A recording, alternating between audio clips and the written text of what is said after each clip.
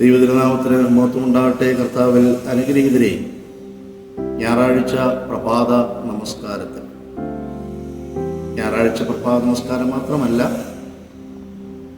ദേവാലയത്തിൽ വന്ന് ഒരു സമൂഹമായി നാം ഒന്നിച്ച് ആരാധിക്കുന്നുവെങ്കിൽ പ്രഭാത നമസ്കാരം നടത്തുന്ന ഏത് സന്ദർഭങ്ങളിലും പ്രാരംഭ പ്രാർത്ഥനയ്ക്കും 51-ാം മസ്മൂറായ്ക്കും ശേഷം 63-ാം മസ്മൂറയുണ്ട്.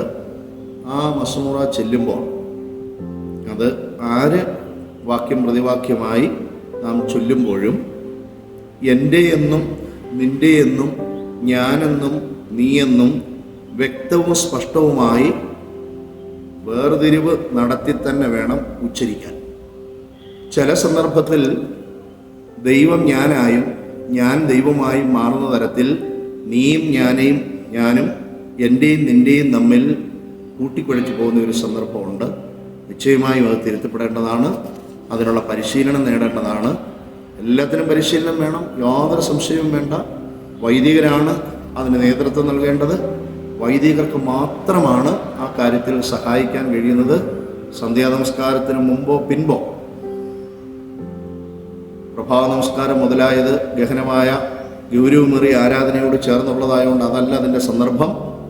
മറ്റേതെങ്കിലും ഒഴിവുള്ള എല്ലാവരുടെയും ശ്രദ്ധ കിട്ടുന്ന ഒരു സന്ദർഭത്തിൽ തെറ്റുകൾ തിരുത്തി പരിശീലിപ്പിക്കേണ്ടതാണ്. ഒരു ഇടവകയിലെ വായനയും പാട്ടും, അത് കൊയറായിക്കോട്ടെ, വിശുദ്ധ മദ്ബായിൽ ശുശ്രൂഷിക്കുന്നവരാകട്ടെ, അവർക്ക് വ്യക്തമായ മാർഗനിർദ്ദേശം നൽകി അവരെ പരിശീലിപ്പിച്ച് സ്നേഹബുദ്ധിയ ഒരു സമൂഹമാക്കി ആരാധനയ്ക്ക് മനോഹാരിതയും ഇമ്പവും നല്ല താള സംഗീത ഭാവവും നൽകേണ്ടതിന് പ്രത്യേകം ശ്രദ്ധിക്കേണ്ടത് വൈദിക ശ്രേഷ്ഠരാണ്. അല്പം ഒക്കെ ഒരു ചിട്ട വരുത്താനും സ്നേഹബുദ്ധി അവരോട് പറഞ്ഞു കൊടുക്കുകയും ആ തെറ്റിദ്ധരുത്തുകയും ചെയ്യാനൊരു ശ്രമം നടത്തിയാൽ കുറേ കാലം കഴിയുമ്പോൾ നമുക്ക് ആ വ്യത്യാസം ആരാധനയിൽ അനുഭവിച്ചറിയാമെന്ന് ഞാൻ പ്രതീക്ഷിക്കുന്നു. ദൈവം അനുഗ്രഹിക്കട്ടെ.